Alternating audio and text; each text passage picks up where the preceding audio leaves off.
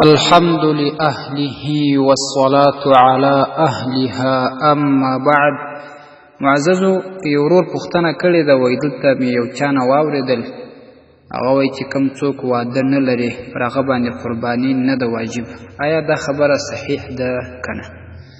الجواب وبالله التوفیق حمدا ومصلیا.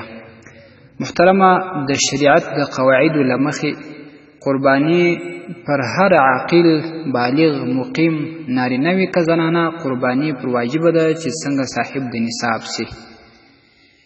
نو که ته صاحب د نصاب یې او بلوغ ته رسېدلی که دې واده کړی وي که نه، که نارینه وي که زنانه، قرباني ورباندې واجب ده. فتاوی یوسفیه 4م جلد 102 صفحه. والسلام علیکم ورحمة الله وبرکاته.